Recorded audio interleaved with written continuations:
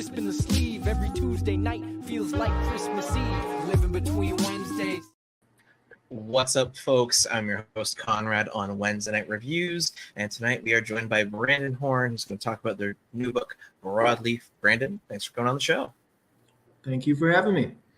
Absolutely. So my first question, simple, easy, I hope, is simply, for the folks who've never seen your face, never heard your name, who is Brandon Horn? Well, really nobody. I just like to write comic books, read comic books, put a lot of work into this book. And I got 2 boys I'm raising and 1 girl on the way. So life's pretty busy over here. Very. Yeah. Then you know what? Yeah, but obviously we're going to talk about Broadleaf tonight, which is your Kickstarter campaign. It's live now. Before we do that, though, one of my questions that had come to mind was, have you worked on comics previously? And it sounds like you have. This is the first one published. First one I've actually gotten to that point. Okay. The previous ones that you've worked on, are they in sort of the same genre? Was it something different? This is probably the most different thing I've written. A lot of the other things were a bit more adult, I'd say, and far too long. I couldn't commit myself to them. All right. And then, you know what, for the folks that they're either watching live with us now or maybe watching in the future, as someone who's worked on previous comics that haven't worked out for whatever reason, and now you've got one going, what would you say is the difference? Why did Broadleaf work out? What happened to make the parts come together? What do you think was the thing? There's a lot of elements there that fit together. It helps to start off small, which the other book I was doing was way too big. I was trying to do 12 issues of it. It was going to be this big, massive graphic novel, and just wasn't working out there. So I had to bring my expectations down a bit, and Broadleaf was a great place to start. When I decided I needed to move away from that last project, I was looking through old notebooks, and I found this one called Tree Line. And it's just some weird little story about some wolves in the forest. And I thought that sounded pretty cool. So the name sucked, so I had to fix that. And that turned into Broadleaf, and Broadleaf turned into something really, really cool. Awesome. I love it. So for the folks tuning in, what is Broadleaf? What's sort of the elevator pitch without giving away spoilers? So I'd say the elevator pitch for issue 1 would be father and son trying to bond on a hunting trip, and then they find out all the animals can talk. And it's based on Leaf Isle, a little island in Canada, and and it's just this little secluded island where every single animal on that island can talk. Very cool. Now, you've got something based in Canada. As a channel where I love to talk with Canadian creators as well as indie creators, I now have to ask, Brandon, where are you based? Province or state is close enough, but if you want to go to the city, go for it. I am based out of Michigan, and I've actually never been to Canada. I would love to go to Canada. I'm very close. But I just thought it was a very nice, beautiful place to set a story like this. Very cool. And so you were obviously kind enough to send Broadleaf my way so that I could sort of read through the first issue, which again, folks, link down below has the Kickstarter campaign. Go to it, back it. The story is extremely touching. Just to put it out there, it definitely hits the feels. I will bring up the page here so folks can see it. So that's sort of the banner image. And again, congrats on Project We Love. That's fantastic. Thank you. Got that. Yeah. Quick too. didn't even expect to get it. Awesome. But yeah, so the cover is absolutely awesome. I guess given that it's about a father-son story, which I think a lot of people can sort of relate to and see sort of, especially in our generation, a lot of similarities with their own parents or their own fathers. What sort of inspired Broadleaf? Just a whole lot of things. I wanted a good subtle way to introduce people into this story, into the island. So I thought a good father-son story could be a good like segue into exploring more characters afterwards. All right. Because kind of what the story does is it kind of shifts a little bit. So one chapter will focus on, say, this father and son right here, Hunter and Beckett. And future stories could segue into focusing solely just on the animals on the island. Very cool. Yeah, no, the island itself, I think, is super cool. Robert, our artist, he did a fantastic job with all of this artwork. It turned out far better than I ever imagined in my head. So I do want to touch on that because the art is awesome. One, the animals, and this is going to sound silly, but the animals look like animals. Like their anatomy is all correct, the way they move is correct, but it's also very cartoony, as folks can see. You know what? Maybe we'll get into that now. How did you go and pick an artist? How did that happen? Where did you connect? Well, I was searching on Reddit, and great subreddit there, comic book collabs, and first artist. He didn't really work out. I gave him an edit, and he gave me my money back. Oh. And second artist stole my money. And I'm so sorry. Third time's the charm. Found Robert Jinnix here, and he is just amazing. I've never had any problem with anything he sent me. That's awesome. Like one thing that caught my eye. So when folks out there get issue 1, they will be greeted with Broadleaf's cover. Mm-hmm. And that looks like nice and cartoony. It's got some cool dimensionality to it. The concept's interesting. But then they'll end up hitting that image. And I think it's so interesting because that feels like a kid's storybook, whereas the rest of it feels like cartoony. Was that all done by the same artist, Robert? Oh yeah, that's all the art in this book is Robert, and I did all the letters, but he did all the sound effects. All right. Now, he told me he hand draws all the sound effects, and that is why they look so great. Oh yeah, like, and again, just so folks can see it. Yeah, like absolutely gorgeous. I have regarding the art. Now it looks like my brain, just having read as many comics as I have, this tells me it's probably digital, but that almost looks like a painting. Yeah, it's interesting how he does it because from what he told me, it's almost like the backgrounds there are painted, but then and nothing in the background has an outline, and that's why it looks like that. And then the characters do have an outline, so that it makes the characters pop. Genius. Now, when you were because obviously you write a script, Robert's got to know what to put in the panels and how it's got to look. So when you were writing all of that, how much direction did you give him in the script, or did you kind of just give him broad strokes and let him do his business? Like, well, I'm a bit detailed when I write, but I told him, he's the artist. He knows better than me. If I got something in there that sounds stupid, by all means, change it. I'm just writing it how I can see it in my head. I'm not an artist. I'd love to be an artist, but I'm not.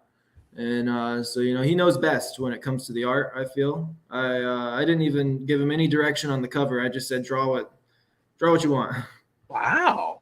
So, and there's another page in there too, because this was originally I believe this was originally 16 pages long, and I added a decent amount of pages in there because I wanted it, because I was starting small, like I said earlier, and then I decided not to do small anymore. I wanted to go for the full thing. And so there's page 9, I believe. I've showed it on my Instagram before. It's this deer falling through a portal. You've probably seen that one. Very much so. I don't know if I put that in there. I think I put it by the bookmark, though. That one right there. Oh, There's a full page of that bookmark. If you go up just a little more. Mm-hmm. Oh, this one. That one right there. Yep. That whole page was just off the top of my head. How did that one come about? It was the double page spread was gonna go wrong. It was gonna be on the right side and then the left side of the next page. So I needed to add a page in there to fix that. And so that was the page I added in to fix it. Nice. I just gave him some bullet points and said some deer falling through a portal. Go for it. Go and have fun. That's awesome. We've actually got a comment come in from a very avid listener, Daniel Goodwin, who says he remembers you posting stuff on Comic Book Collabs, and he's very happy to see how far you've come. That's awesome. Thank you. Now, one thing that I found interesting about Broadleaf was you could have made this just like a slice of life story about father and son, their time connecting or not connecting as it might be. Readers, go check out the links down below, do the thing. But instead you inject a level of fantasy, a level of magic. We find out the animals can talk. There's portals to weird dimensions. I guess what made you want to not split? What made you want to add in that much layer to it? And like you said earlier, you started with something small and then it kind of just blew up. What happened? So it was always going to be a bit fantastical. So I started with talking animals, and then, you kind of need a reason for the talking animals. So then I put in that the tree, Elise, and she's a full-on character. It's a tree with a human soul inside of it, and she communicates with her branches. I love it. And that's to be clear for the folks, that is that tree. That is that tree. So each issue I'd like to open up or end with a shot just like that of Elise with different words in her branches. Oh, that's sick. I like it. Now, something. And there's even, sorry to cut you off, there's even something going on inside the tree that I can't talk about just yet, but there's more to the tree. Yes. I mean, there's a lot more to this comic than seems, I think. Yeah, I've got a lot planned. Great. Now we're about 15-ish minutes in, so now's the time I like to ask this. Or I guess I'll state something and then I'll ask. So you are already, I appreciate the figures are in Canadian, so don't, you've reached 2,251 Canadian dollars out of 2,154.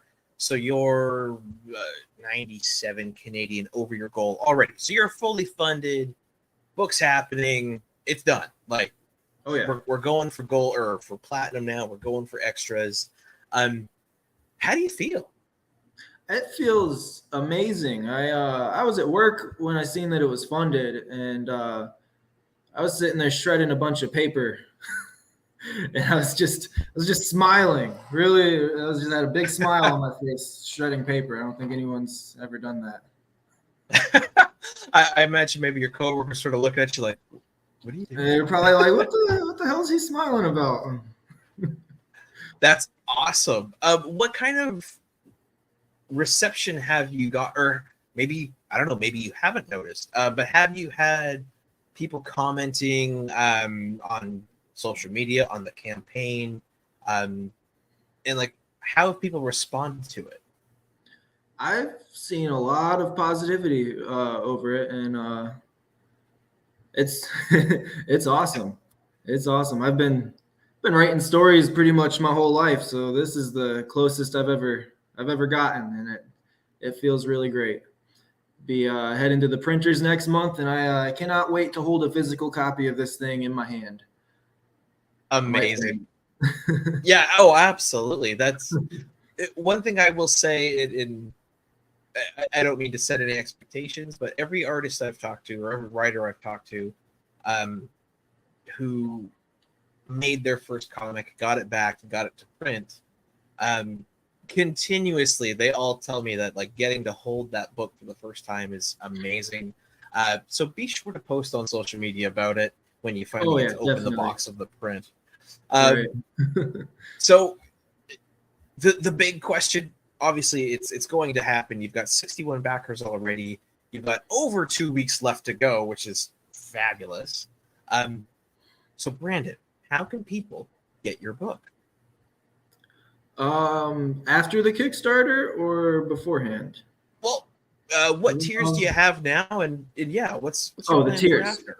Yeah. So I got a $3 tier. Just there's a short story at the end. It's called Olgan and Pan. It's this little cartoon I made up. It's inspired by Tom and Jerry and such. So they're just a fox and a mole. They clash.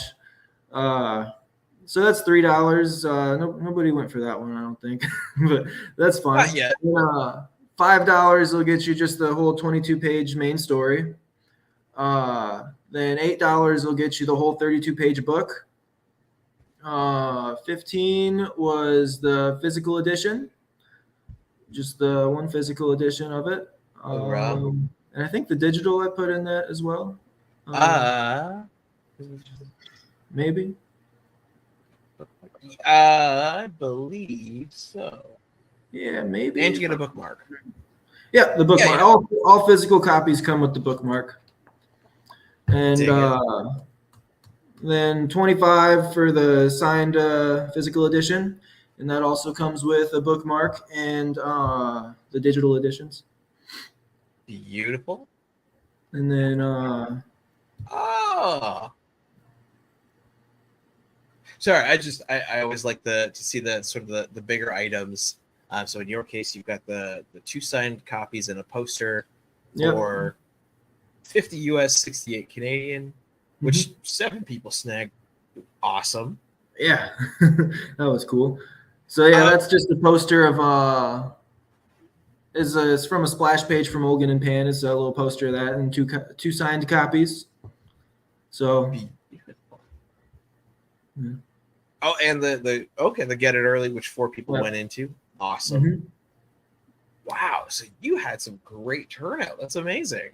Yeah, I know. I don't know. I don't expect things. It's awesome to see it happen.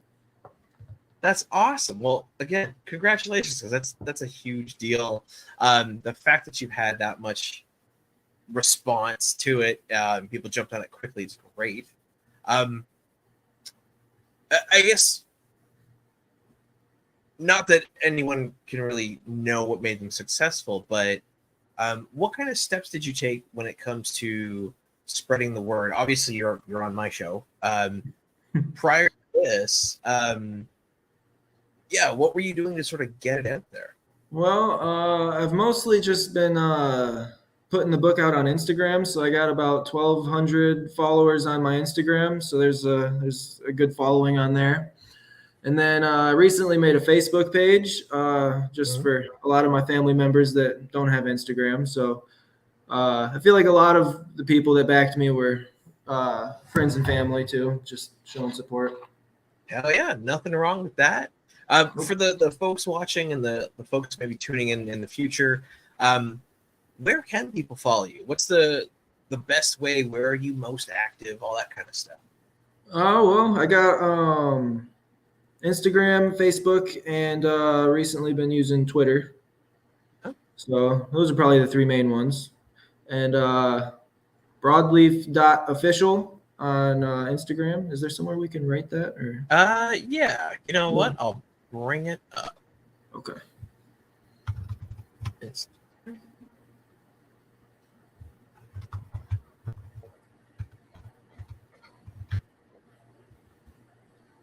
And then after the campaign, I'm wanting to get a website going to start selling the book further on a website.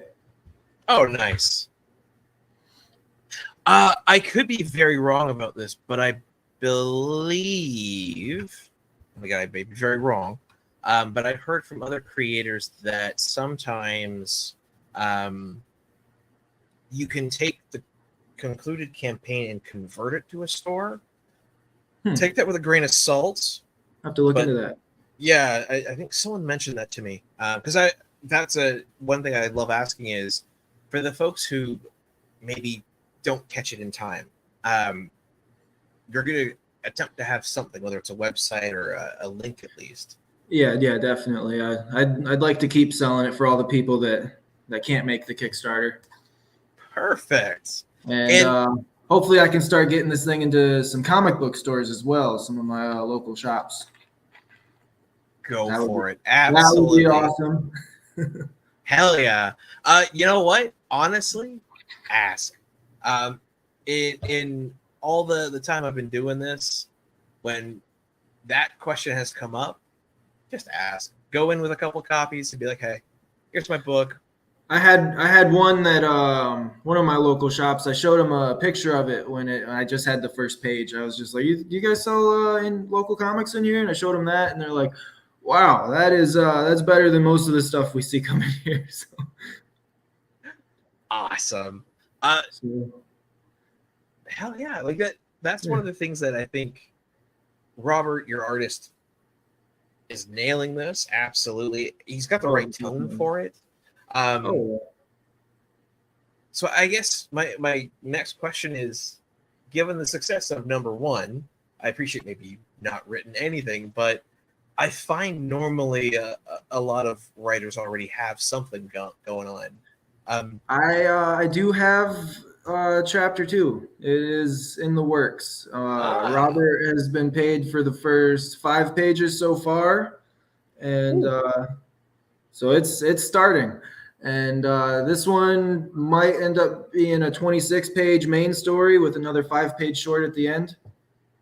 That's cool. Is it going to be the same characters in the short story?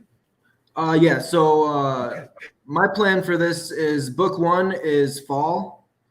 So it's fall on the island. So each book, if I get to do everything I'd like to do, like if it takes off like I'd like it to, I'd like to do 4 books, each one representing a season. Very cool. Yep. So issue 2 would still be following the 2 main characters, Hunter and Beckett, this time on their way out of the island with the deer. Okay, cool. Yeah. So it takes a bit of a darker tone than the first issue. We see nightfall and a heavy storm come over the island. Well, that's one thing that I found so interesting about Broadleaf is it looks like a cartoon. It could very easily just be like a cushy, soft, everyone feels fine all the time. Right. Like cartoon, but inherently in it, you have some very, maybe adult's not the right word because the connotation of the word adult, but some very serious topics come up, such as life and death. Like one thing in issue 1 I found interesting is Hunter and Beckett are going hunting, right? Like they're there to kill a thing, and thankfully the dad says it, we're going to eat good for weeks, so they're going to actually properly take it apart and harvest it. Right. But that's kind of a dark thing, especially from the child's perspective, because they're not, they think, oh, mom will just go buy it from the grocery store. Right. And I appreciated that. And even later on in the book, when you first discover a few things like the animals talk, the animal that they meet even says, like, you're allowed to be here to hunt. That's life and death. That's the part of it. Right. And that actually right there is setting up something for issue 2. Can't really go into that yet, but there's a bit more going on right there. I love it. Now, okay, so my question, I guess, is, given the serious tone of the book and the appearance being a little bit,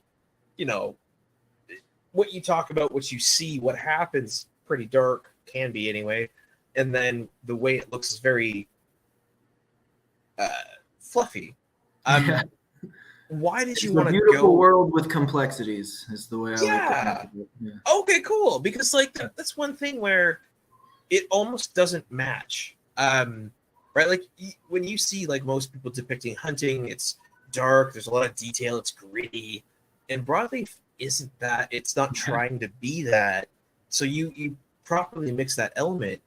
When you were writing that, were there any challenges with presenting it that way? Writing it felt very easy in a way, because I don't know, the characters just kind of came to life with all their little complexities and the interesting father-son dynamic there, where the dad will be real chill, and then boom, all of a sudden an eruption, and then he's chill again. He's a little bipolar. And I wrote him that way for a reason, because like it's not as interesting when you just watch two characters and they're just getting along the whole time, and so you have a father and son, you expect a bit more complexity there, because fathers and sons. Yes. Well, Yeah. That was another thing that I really enjoyed was it's a very classic struggle, right? Like clearly we got two generations of people not exactly on the same wavelength with what's going on. And I like that the way that you wrote the father figure, he's trying to explain things, he's trying to teach, and you can clearly see that when he doesn't deliver the message right, he knows it. He doesn't land the mark. He's like, crap, I screwed up. So that he seems receptive to his son. And I think there will be a lot of fathers that get to pick up and read this book that are going to click into that. And same thing from the kid's perspective. There's this definite like pressure of who your father wants you to be, but also you've got to be who you are. And it was just, there's this line at the end where he says, "Go ahead, son, make me proud." And I'm like, that's a very powerful line, because it really moves the son into pressuring that he has to do the thing that his dad wants him to do. Oh, absolutely. But yeah, like the whole story, the way you've written it, it's very subtle or not, maybe not subtle, but their relationship, how it's kind of rocky, but they kind of click. It's wonderfully written. Thank you. I wanted to ask, like how did you said it sort of came easy? So I guess when it was coming to you, what sort of stood out? What came first when it came to their story, and how did that play out to the thing that we're getting today? Well, with their story, it just started out with them walking onto the island. And I needed them to walk up to Elise over on Sparrow's Bluff. I don't even think I mentioned the location in the book. I try not to mention things like that, just because I don't like when I'm reading a book and somebody's like, "This is this location. This is this person's name." And I see that a lot, so I try to really only mention things about one time each. But it's, I don't know. I don't know. It's a tough question. Oh, well then let me ask you a slightly different one. Okay. The animals being able to talk, the portal that the one deer falls through, Elise having a human soul and being quite magical. What I guess inspired that, and again, avoiding spoilers, so if you can't say it, don't. What story do you want to end up telling or being able to tell with those characters? Oh, I'd love to tell so many stories with these characters. This really, Lee File I see as Springfield from The Simpsons. Okay. You can tell a million stories inside of Springfield, all of them with completely different characters. They don't even have to focus on The Simpsons, and that's Lee File. You can tell a million different stories in this location, and that's a big reason why I fell in love with this story, is just the potential for so many stories you can tell, because I'd like to delve into like really anything on this island that is an animal can talk. The squirrels can talk, the little insects can talk, the bugs, all the animals that live underground, the worms, all the mice, everything big and small, it has a voice. And with Elise, the idea for that came about because I had heard something like when you die, you can have your ashes buried with a tree. Oh, And yeah, and then it takes it and yeah. right. So I took that idea and I was like, well, what if the human soul grows with the tree? And that became Elise. Huh. Yeah. Interesting. So Elise was once a person, and her ashes were buried, and she grew with the tree. Now she lives forever, or as long as the tree lives. That's a scary thought. I love it. So, okay, so you mentioned earlier the I'll say the first arc. You want 4 issues, one for each season. With the next one because we have fall. So Eight issues. 8 issues per season. Oh, okay. So fall's gonna have 8. Winter would have 8.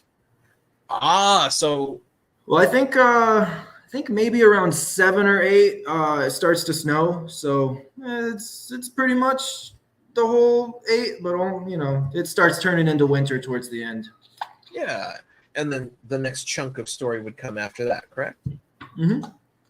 Awesome. So all in all, again, knock on wood, if everything goes splendidly, you get amazing backing.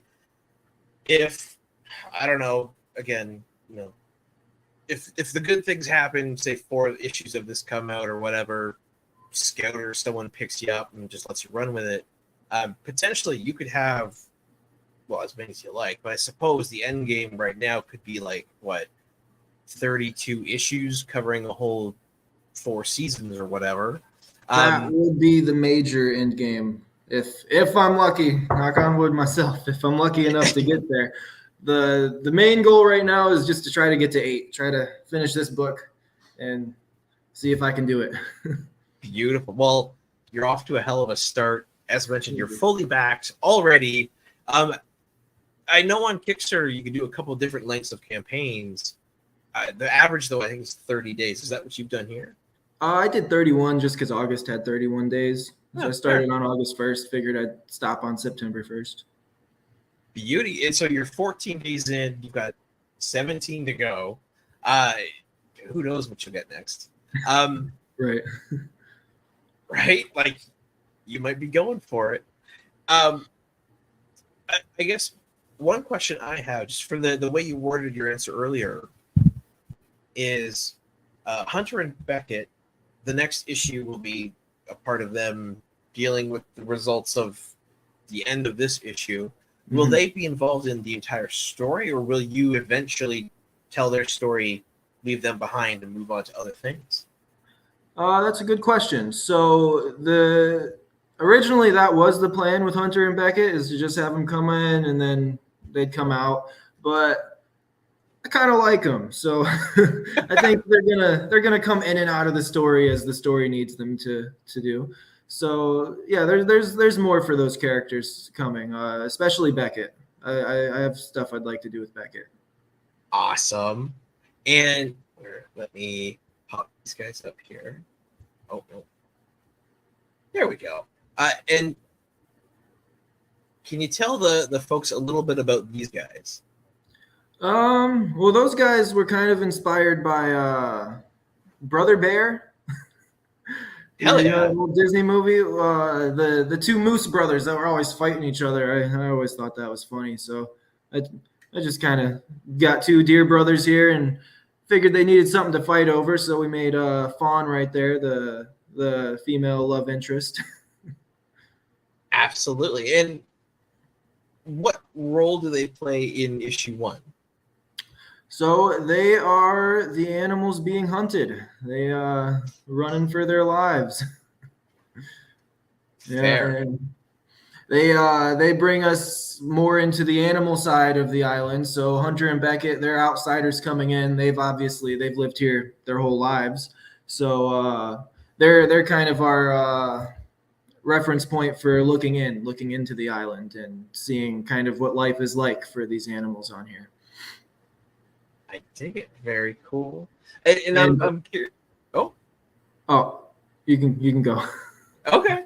I was gonna ask, like, you have in this first issue alone, I think you've got the 3 deer, the fox, and the other critter at the end, the small issue story. wolves, stuff like that appear. There's a lot of animals, and like you said, every creature on this island talks. So I'm curious, what animal came first in like the genesis of Broadleaf, or maybe the original story, the tree line story that was. What sort of story was that, and what animal came to you first? I think it was the wolves. It was a really long time ago. I wrote Tree Line. It's probably 2016 that story came about.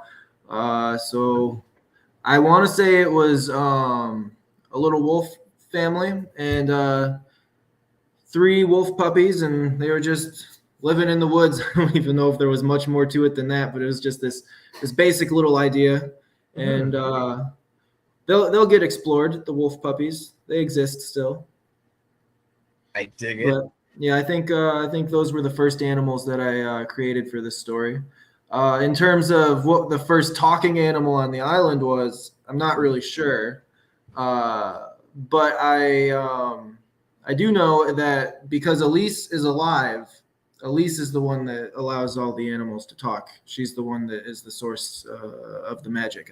Oh, and I'm assuming. Are we going to explore that a little bit more with the portal and further issues? Oh yeah. Not immediately. I'm gonna make it prolong it a little bit. Well, you got to explore the father-son dynamic more. We got to see what's going on with them. Amazing. So, yeah. So, given the success of this campaign, like you said, you've already got 5 pages of the next chapter out there, or not out there, but being created. For folks who might want to get in on this one and then return for the next one, do you know when Broadleaf 2 will be completed?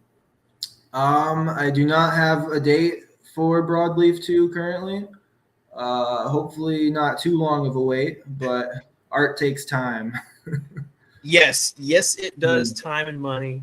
Absolutely. Oh, yeah. And amazing art such as this takes very, very long. Yes. That's amazing. Then I guess one thing I think could be fun and I've asked similar questions to this to previous folks. Normally, I'll be talking to someone about their comic that's like a noir action thing. And I asked them, like, so your character, do you think you would like them as an individual? I guess, Brandon, if you could access the island and you could go there, would you be welcome? And what animals would you like as you yourself? I think I'd just like to hang out with Elise. She's very wise. Go hang out on Sparrow's Bluff and look out over at the fishing town across the bay. Right. That would, yeah. There's also a bear character that I've written in later issues. He's pretty chill. Chill. Okay, good. In the world of comics, he eats berries. He don't eat people. He's. I was gonna say I've had a number of bear characters come up in previous interviews, and they're always like, well, one of them was a zombified bear that was just out to kill people. So it's good to hear we're gonna have a nice, fairly well-tempered bear. That's great. He's a vegetarian, I think. Very cool. So, Brandon, just for folks who might be tuning in now who didn't catch it, where is the best place for people to sort of follow you online, as well as support the book? Well, I think I'm most active on the Instagram page at broadleaf.official. And you can find a copy of Broadleaf on Kickstarter right now.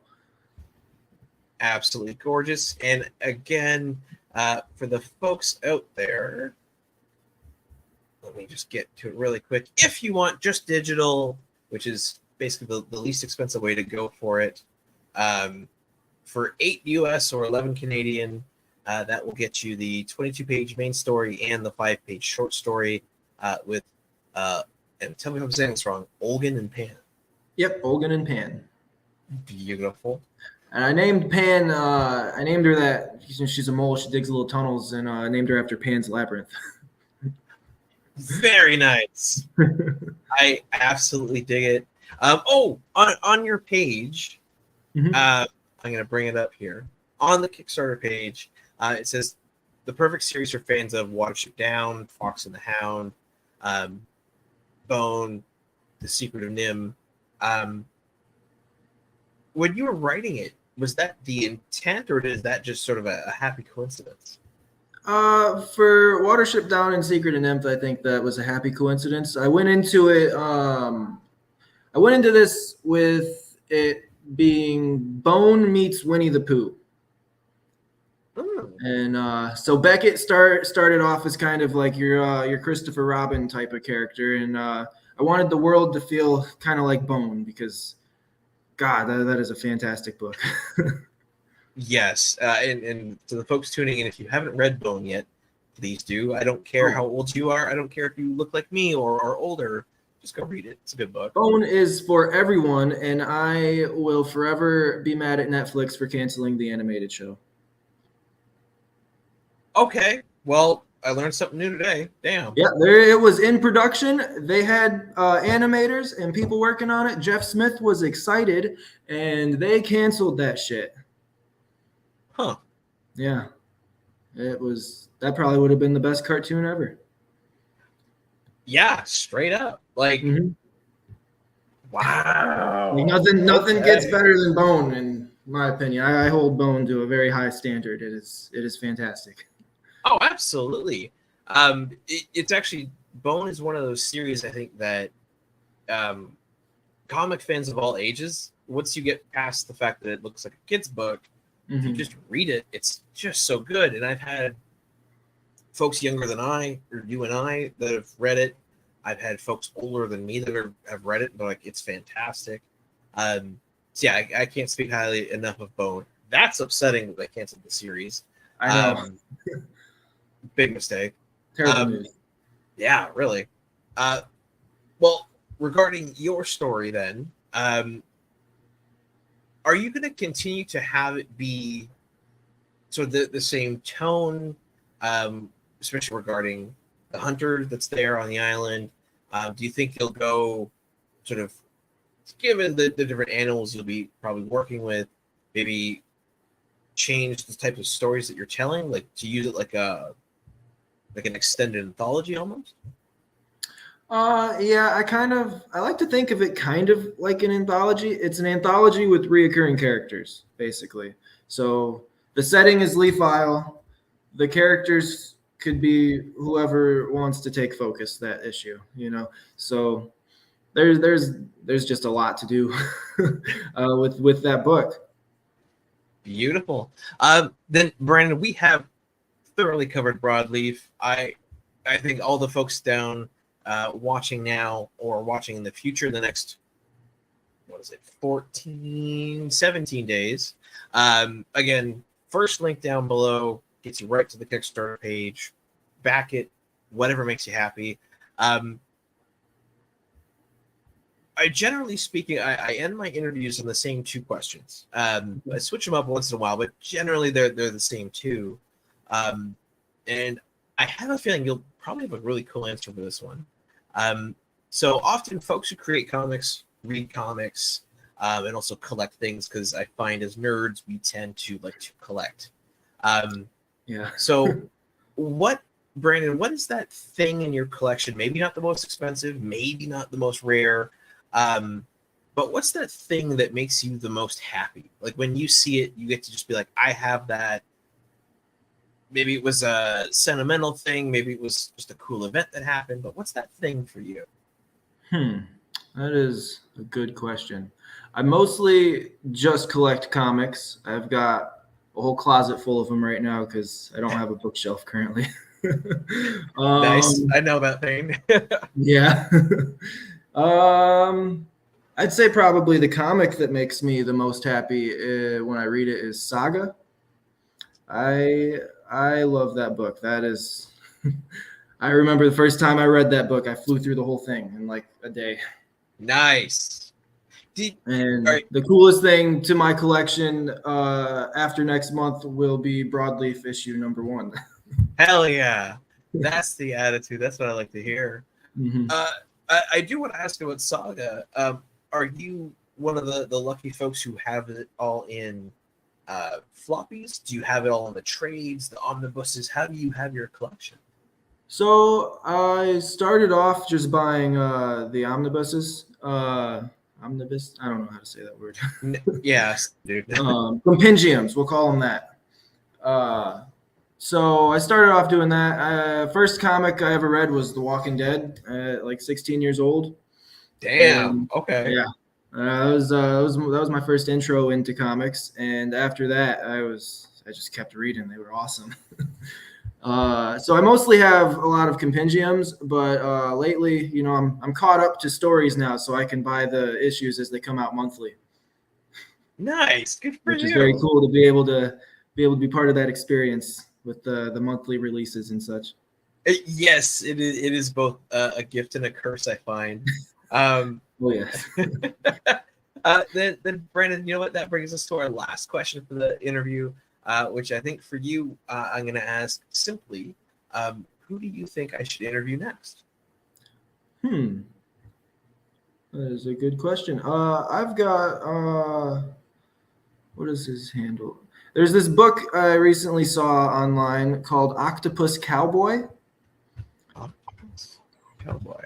Yeah, they're on Indiegogo right now, and that dude is really cool. And that book looks freaking incredible. It's an octopus. He's got guns on every tentacle.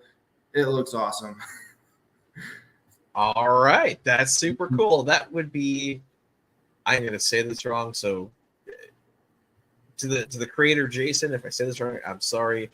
Jason Orphalis, from Elmhurst, it looks like, and their they might have another one out. The campaign I'm looking at is for Octopus Cowboy #1. I think they're on #2 now. I think that's the one I had just backed. That book looks crazy good, and he did that trailer himself. He did a really good job. He had somebody do the music for him, and I think he had told me that he did all of the animating and drawing and stuff. He's the writer and artist on that. Oh wow, this beaver. That's I'm very excited to get that one. 50% backed, beautiful. 2 weeks to go, or 13 days. Awesome. Brandon, thank you. I will reach out. We'll see what we can do. If we can boost the signal for him a little bit. And Brandon, that brings us to the end of the interview. So absolutely, I want to say thank you so much for taking the time tonight, man. Yeah, thank you for having me. This was fun. Glad to hear it. And once again, for the folks out there in YouTube land, first link down below, go to the Kickstarter campaign, Back Broadleaf, words mixing up there. Enjoy the book. It's a hell of a read. And like, comment, subscribe, and we'll see you next time. Adios. Golden age to present, digest to oversize. Never miss new comic day. Yeah, no surprise. So where's my no prize? Check the letter columns. Can't find issue 2. Collector problems.